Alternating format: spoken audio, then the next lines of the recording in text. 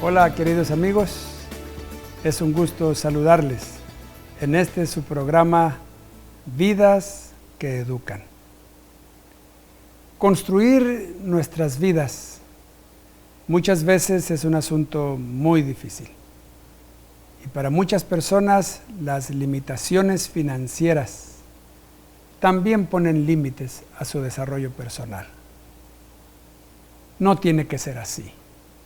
Es importante que nosotros reconozcamos la importancia de depender de Dios para prepararnos y servirle y encontrarnos con la misión de nuestra vida.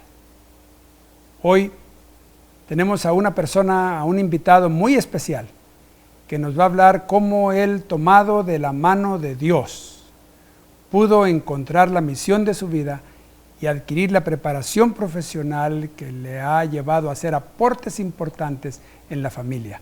Me refiero al doctor Antonio Estrada.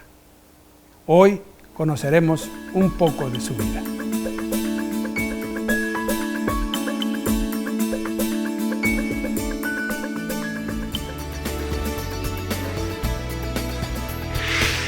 Hola Antonio, muchas gracias por acompañarnos en este programa especial de Vidas que Educan.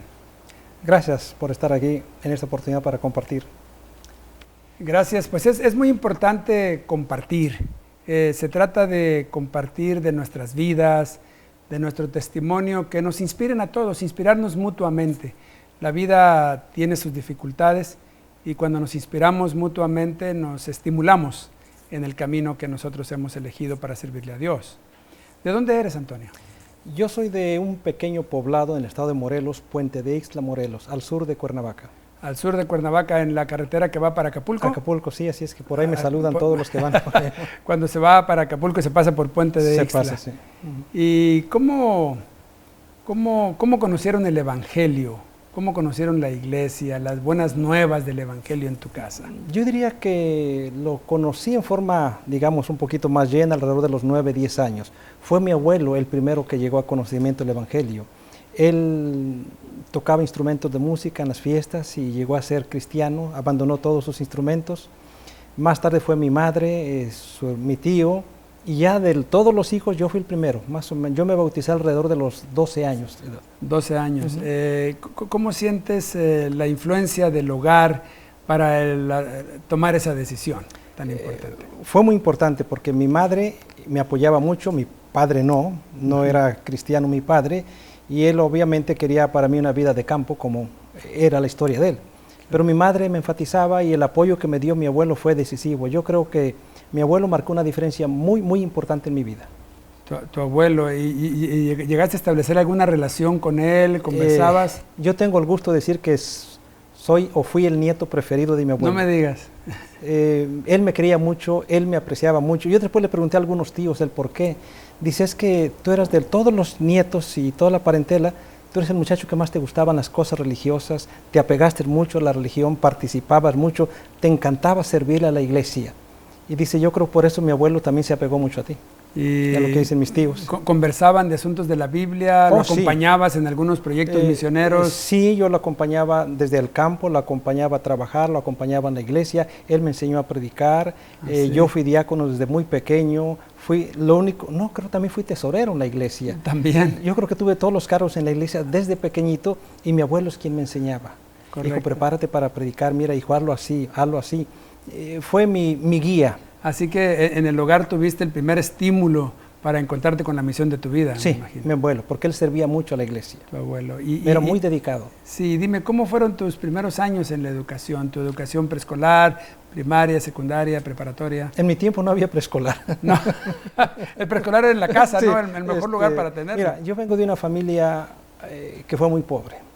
Hoy podríamos usar el término que vivíamos bajo los límites de la pobreza. ¿Oh, sí? Extremadamente pobre. Extremadamente pobre. Extremadamente. Fíjate que esa no es una limitación para construir nuestras vidas, ¿no? No, en lo más mínimo. Yo puedo ver a cualquier alumno que dice, no tengo recursos, le digo, no es impedimento. Claro. Yo fui una persona muy pobre. Ya en mi adolescencia muchas veces me acosté sin comer. No me digas. A dormir sin comer nada. A veces mi madre, en su afán de que no nos durmiéramos con el estómago vacío, nos daba un tecito de hojas de limón y era suficiente. Yo estudié en mi pueblo natal hasta la secundaria, con muchas limitaciones, pero mi madre nos enseñó que había que estudiar. Uno de los eventos más importantes que yo veo la intervención de Dios en mi vida fue precisamente en la secundaria, cuando comenzaron clases o exámenes en sábado. Ahí fue mi primera prueba de fuego con mi fe y mi convicción de seguir a Dios. Yo decidí, por consejo de mi abuelo, que me dijo: hijo, cree en Dios, confía en Dios. Decidí no ir a clases en sábado. Y me acuerdo que en una clase de química, yo no iba los sábados, el examen cayó en sábado, fui a hablar con la maestra, me regañó, me ofendió, me dijo: qué cínico eres, que vienes aquí a... Dice, ¿estás reprobado? Y cuando yo fui a ver los resultados, yo tenía como 90. Digo, no es posible. Le dije a un amigo: a ver, ve si yo voy bien correcto. Sí, tú sacaste eso. Lo más interesante fue civismo. No fui una sola clase, en todo el año, no fui una sola clase porque era en sábado, y era una sola vez a la semana. Y cuando fui con el maestro, le digo: mire maestro, el examen es en sábado, y me ve: eres el más cínico, lárgate, dice, lárgate. Me corrió. Lo curioso es que pasé. ¿Cómo pasé? No sé. Son los milagros que Dios hace. Pues, no sé qué hizo Dios con el maestro, le cerró los ojos, no sé, pero yo pasé. Fue gracias a Dios. Realmente milagroso. Yo te podría decir que como en 5 exámenes de sábado yo no fui y todos los pasé, gracias a Dios. Ahora, en esa experiencia de mantenerte fiel a tus convicciones, ¿tenías todo el apoyo en tu hogar, en tu abuelo? Y mi madre. Pero no te obligaban, no te decían. Fue una decisión mía. Una decisión tuya, ¿no? Fue una decisión mía. Me dijeron: lo que tú quieras, te aconsejamos que no vayas, confía en Dios. Era una de las frases de mi abuelo: confía en Dios. Claro. Y yo decidí confiar y Dios no falló. Desde muy pequeño aprendiste a confiar en Dios. Y la iglesia, la iglesia a la que asistías, ¿en qué sentido acompañaba también este estímulo que daba tu abuelo y que te daba tu mamá en tu hogar? Bueno, en la iglesia se enfatizó una cosa que yo todavía conservo en mi vida: leer las Biblias, confiar como la palabra de Dios, memorizar la Biblia. Y yo, muchos de los textos que todavía tengo en mi mente los memoricé cuando era pequeño. Sí. Había el concurso de la matutina que había que aprendérselos, claro, los 7, había que aprenderse el versículo de memoria de la lección, concursos bíblicos. Entonces la iglesia daba mucho apoyo. Era una iglesia muy humilde, muy sencillita, pero apoyaban mucho los conceptos de participar y educarse en la iglesia. Claro, y tenían también los programas para niños en las divisiones infantiles. Con todas las limitaciones que hay en un pueblo pequeño con escasos recursos, pero yo me acuerdo haber participado en las divisiones infantiles. Había maestras que tenían ese sentido de misión, sí, ¿no? Yo recuerdo con mucho cariño algunas de esas maestras todavía en mi vida, porque me sembraron el evangelio, el amor por la palabra de Dios y el afán de disfrutar de la palabra de Dios. Fíjense, queridos amigos, qué importante es el estímulo en el hogar, en la construcción de nuestras vidas. Pero el hecho de tener limitaciones financieras no significa que se van a limitar nuestros sueños. Quédense con nosotros. Vamos a regresar dentro de unos momentos a seguir conversando con el doctor Antonio Estrada.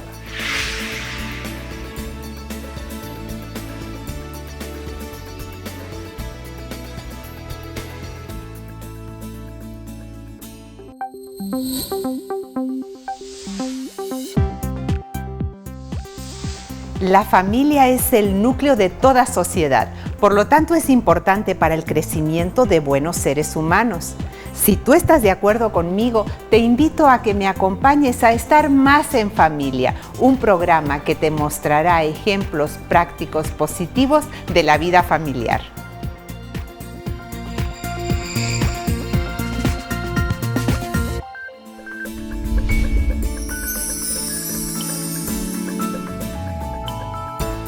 Gracias, queridos amigos, por continuar con nosotros en su programa Vidas que Educan. Acompáñenme para seguir conversando con el doctor Antonio Estrada. Una vez más, agradezco mucho que estés con nosotros. Es muy inspirador escuchar cómo Dios guía a las personas, Antonio. Dijiste que tu papá no era cristiano. Cuéntame algo de tu papá. ¿Se convirtió finalmente? ¿Aceptó a Cristo? ¿Y qué te enseñó tu padre? Que aunque no estaba en la iglesia, debe haberte enseñado algo importante. Mi padre era alcohólico, muy alcohólico, pero era muy trabajador, era muy responsable. Y yo de mi padre aprendí la lección de la responsabilidad y de la perseverancia. Había que trabajar. Y mi padre me enseñó a trabajar bien. Las cosas se deben hacer bien. Esas son las 2 lecciones que yo recuerdo de mi padre. ¿Qué lecciones tan importantes? Creo que son parte de mi vida ahora. Sí. Uno debe dar lo mejor. Mi padre se convirtió, gracias a Dios, después de muchos años de orar ¿sí? por él. Yo creo que mi madre estuvo orando 15 años. Ahí es otra cosa que yo aprendí, el valor de la oración y de la perseverancia en confiar en Dios.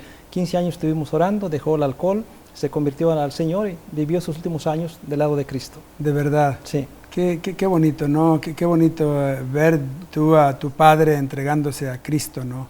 Que tanto significó para tu vida. Ahora, llegó el momento en salir de Puente de Ixtla. José.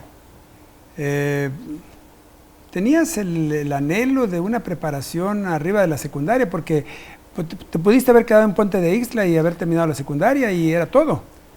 Yo no tenía más futuro ahí en Puente de Ixtla. No había posibilidades. Un niño pobre, con un padre alcohólico, con escasos recursos, era como para no triunfar y contentarse con lo que uno tenía. Claro.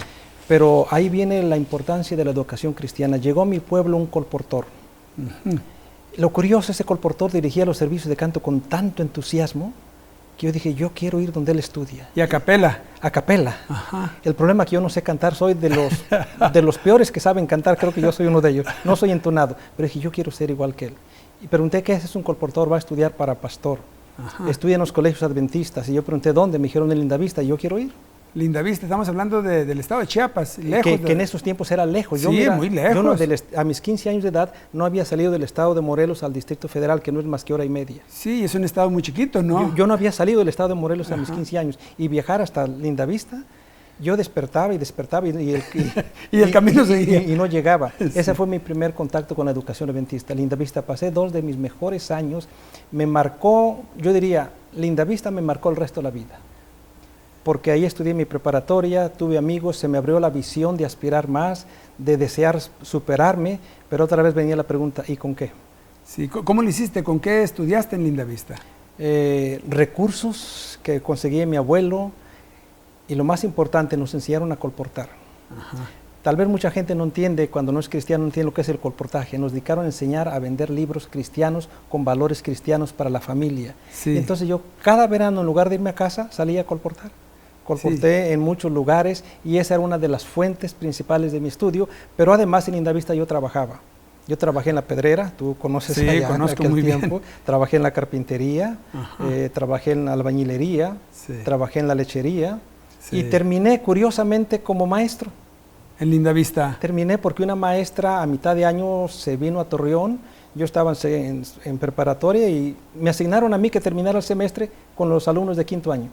Ah, fuiste profesor de primaria entonces, ahí en Lindavista. Entonces yo he sido maestro desde primaria hasta doctorado. Sí, ya veo.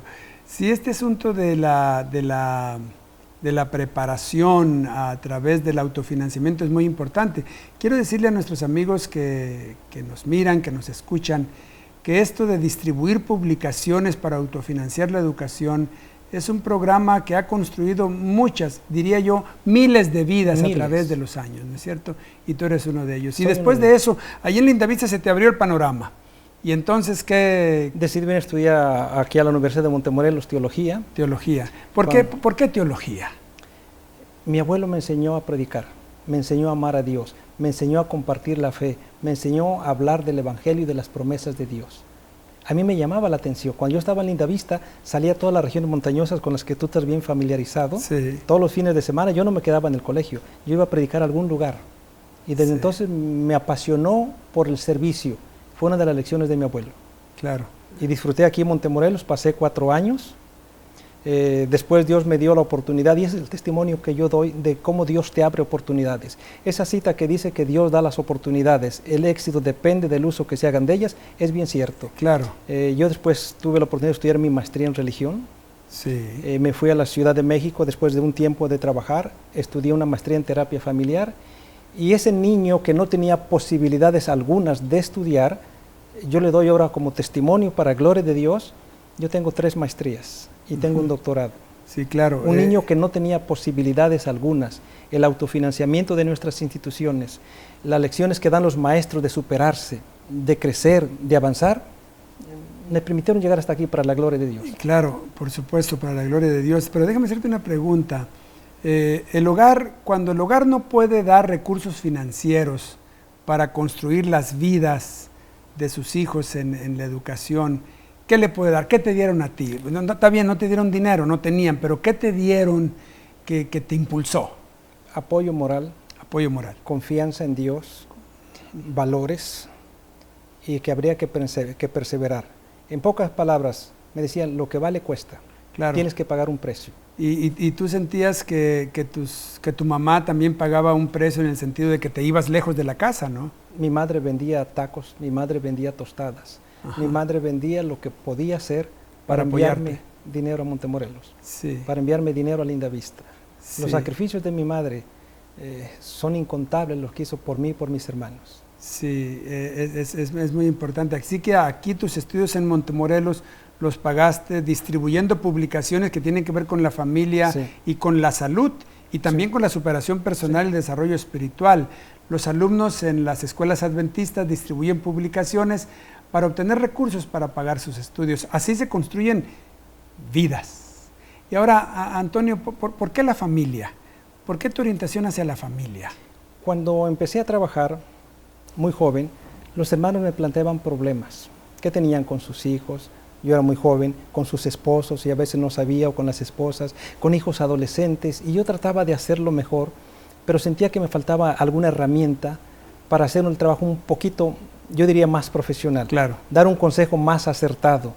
Entonces dije, yo creo que debo estudiar algo sobre familia, donde hay, empecé a buscar, y eso fue lo que me llevó a estudiar el tema de la familia, las necesidades que yo encontraba, las preocupaciones de los jóvenes, y por eso cogí el tema de la familia. ¿En dónde estudiaste sobre la familia? ¿En la Ciudad de México? Primero sí estudié una maestría en terapia familiar en la Ciudad de México. ¿En qué universidad estudiaste? Universidad de las Américas. Universidad de las Américas, ¿sí en Ciudad de México? En la Ciudad de México, sí. Sí, es una universidad muy reconocida. Muy reconocida. Y estudiaste terapia. Terapia familiar. ¿Y te aceptaron con tu formación de pastor, de teólogo? Yo ya traía la maestría. La maestría en religión de Andrews. E hice unos prerequisitos de psicología, entonces me aceptaron ahí. Así que Dios te fue abriendo las puertas en tu preparación para irte a Linda Vista, para venirte a Montemorelos, luego para pensar en prepararte para ayudar más a las familias. Y otra vez, Dios da respuestas. Ajá. Porque ahí era una universidad de paga, yo no tenía una ayuda, pero no era suficiente. Claro. Y nuevamente el concepto de sacrificio. Yo cada semestre tenía que vender algo. Claro. Los últimos semestres yo decía, nada más me queda mi esposa, el piano y mi hijo. Ya había vendido casi todo. Bueno, construir las vidas tiene su cuota de sacrificio. El pastor Estrada nos cuenta de cómo Dios fue abriéndole las puertas.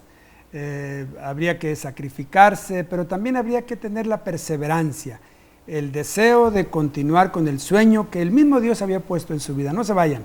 Vamos a regresar en unos momentos a seguir conversando con el pastor Estrada en este su programa Vidas que Educan.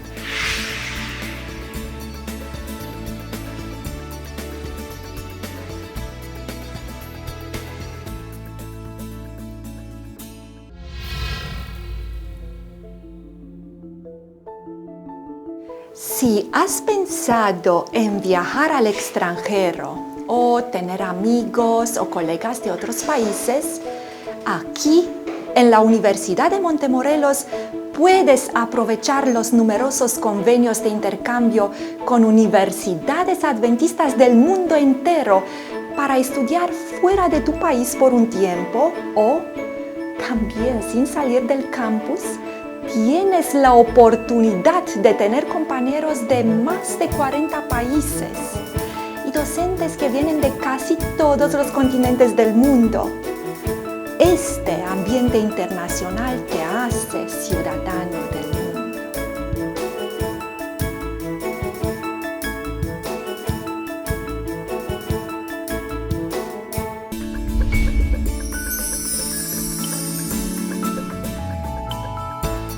Pues de nuevo con ustedes, muchas gracias queridos amigos por continuar con nosotros en este su programa Vidas que Educan, en esta conversación tan interesante con el doctor Antonio Estrada. Antonio, hablábamos de tu programa doctoral. ¿En dónde obtuviste tu doctorado? Lo realicé en la Facultad de Psicología del Seminario Teológico de Fuller en Pasadena, California. ¿Y tu tesis? Mi tesis fue Diferencias de género en el maltrato infantil.